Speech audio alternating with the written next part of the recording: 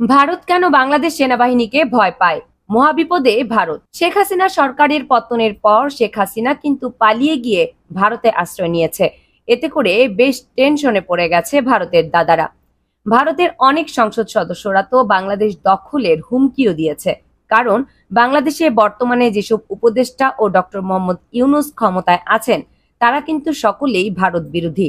তাই বর্তমানে ভারত চাচ্ছে যে যে কোনো মূল্যে বাংলাদেশে শেখ হাসিনাকে ক্ষমতায় বসাতে, নয়তোবা পুরো বাংলাদেশকে তারা দখল করতে চায়। হতে পারে ভারত সেনাবাহিনী পাঠিয়ে বাংলাদেশকে দখল করে নিতে পারে, কিন্তু এটা যতটা বলা সহজ ততটাই করা কঠিন। কারণ বাংলাদেশ সেনাবাহিনী তখন হাতে চুরি পরে বসে থাকবে না। দেশ রক্ষা করার জন্য তারাও যুদ্ধে ঝাঁপিয়ে পড়বে।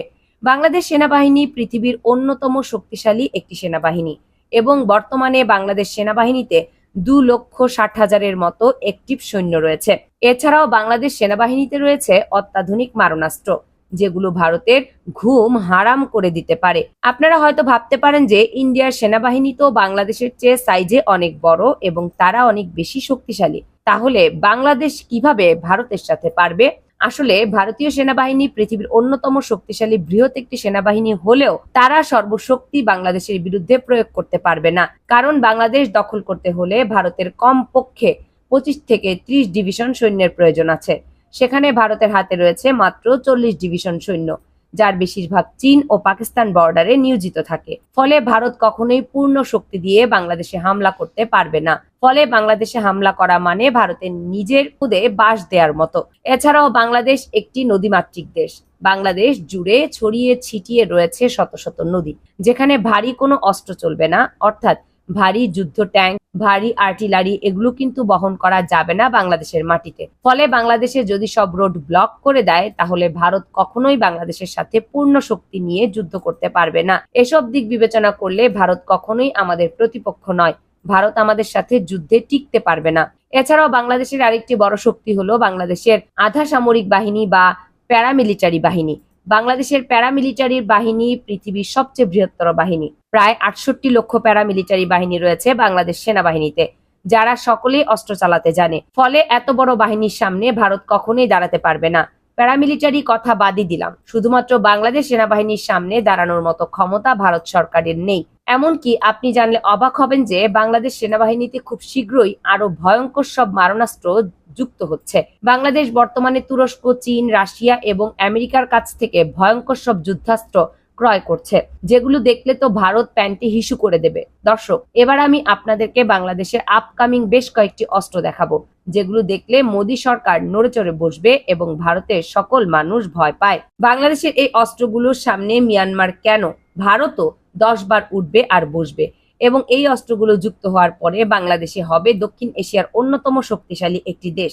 নাম্বার 1, বোরা ব্যালিস্টিক মিসাইল। 2018 সালে বাংলাদেশে সর্বপ্রথম ব্যালিস্টিক মিসাইল এর আলোচনা শুরু হয়। তবে যেহেতু এটি ভারী ও ব্যয়বহুল অস্ত্র, তাই এটি ডেলিভারি পেতে একটু বেশি সময় লেগে গেছে। বাংলাদেশ মূলত তুরস্ক থেকে বোরা ব্যালিস্টিক মিসাইল অর্ডার করেছে, যেটা খুব শীঘ্রই বাংলাদেশের বহরে যুক্ত হবে। আপনি জানলে অবাক হবেন, তুরস্কের এই ব্যালিস্টিক মিসাইলটি পৃথিবীর মধ্যে অন্যতম শক্তিশালী একটি ব্যালিস্টিক মিসাইল এবং এর সর্বোচ্চ রেঞ্জ 240 কিলোমিটার এবং এটা নিখুঁতভাবে আঘাত হানতে সক্ষম। অর্থাৎ এটি দিয়ে আমরা মিয়ানমারের রাজধানীতেও আক্রমণ চালাতে সক্ষম হব। এতে করে মিয়ানমার কখনোই আমাদের সামনে দাঁড়াতে পারবে না। আর সবচেয়ে অবাক করা বিষয় হলো এই ব্যালিস্টিক মিসাইলটির গতি। এটির গতি ম্যাক 5, অর্থাৎ এটি শব্দের গতির চেয়েও 5 গুণ স্পিডে গিয়েও শত্রুর যে কোনো স্থাপনায় আঘাত আনতে সক্ষম এবং এটি 150 থেকে 250 কেজি পর্যন্ত ওয়ারহেড বহন করতে পারে। আশা করা যাচ্ছে যে আগামী কয়েক মাসের মধ্যেই হয়তো বাংলাদেশ সেনাবাহিনী এই বোরা ব্যালিস্টিক মিসাইলের ডেলিভারি পাবে।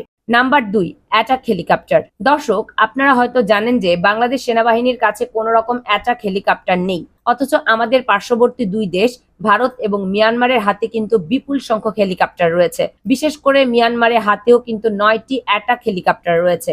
তাই বাংলাদেশে এখন ফরজ হয়ে গেছে অ্যাটাক হেলিকপ্টার ক্রয় করা। বাংলাদেশ মূলত 2018 সালে অ্যাটাক হেলিকপ্টার হয়তো অর্ডার দিয়েছে। বাংলাদেশ প্রথমে চীন এবং রাশিয়ার সাথে আলোচনা করেছিল। তারপরে গুঞ্জন উঠেছিল যে আমেরিকার কাছ থেকে অ্যাপাচি অ্যাটাক হেলিকপ্টার ক্রয় করবে বাংলাদেশ। কিন্তু আমেরিকার অ্যাপাচি অ্যাটাক হেলিকপ্টারগুলো অত্যন্ত ব্যয়বহুল হওয়াতে বাংলাদেশ সে সিদ্ধান্ত থেকে সরে আসে। বর্তমানে গুঞ্জন উঠেছে যে এবছর বাংলাদেশ তুরস্কের তৈরি TAI-129 অ্যাটাক হেলিকপ্টারে ডেলিভারি পাবে। আর তুরস্কের এই অ্যাটাক হেলিকপ্টারের বাংলাদেশে আসাতে অবাক হওয়ার কোনো কিছুই নেই, কারণ এর আগে আমরা দেখেছি যে বাংলাদেশ কিন্তু তুরস্কের পায়রা আক্তার TV-2 অ্যাটাক ড্রোনের ডেলিভারি পেয়েছে। প্রায় 8টি এ ধরনের অ্যাটাক ড্রোন কিনেছে বাংলাদেশ। তাই বলা যায় যে হঠাৎ করে হয়তো আপনারাও দেখবেন যে তুরস্কের অ্যাটাক হেলিকপ্টার বাংলাদেশের বহরে যুক্ত হয়ে গেছে। তবে TAI-129 এর দ্বিতীয় সংস্করণ নিয়ে এসেছে তুরস্ক।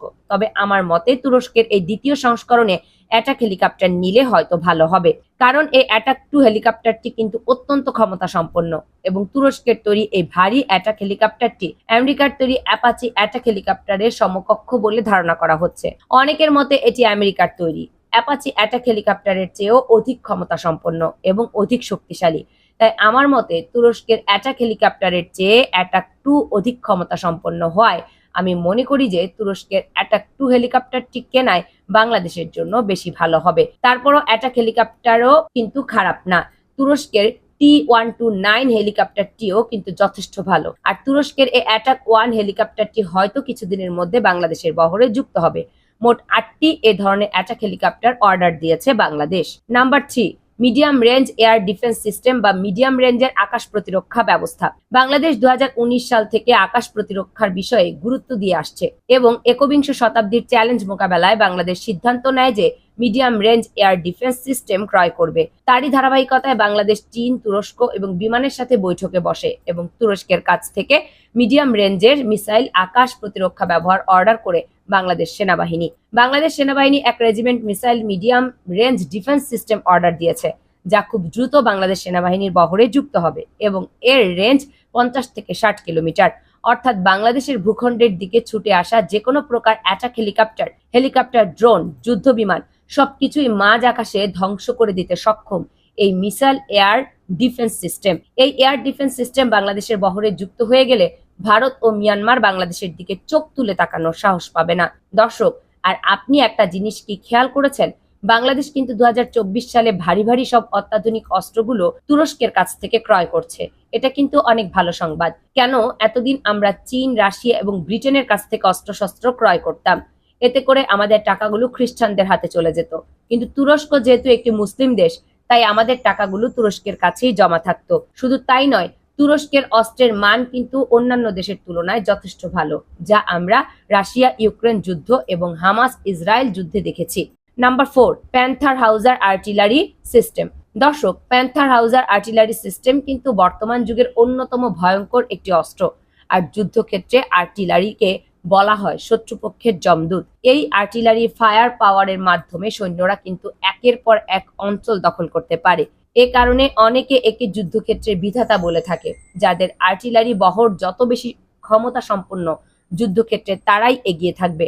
আর পদাতিক বাহিনী ছাড়া কিন্তু কখনোই অন্য অঞ্চল দখল করা সম্ভব নয়। আর সেনাবাহিনীর প্রধান হাতিয়ারই হলো এই আর্টিলারি সিস্টেম।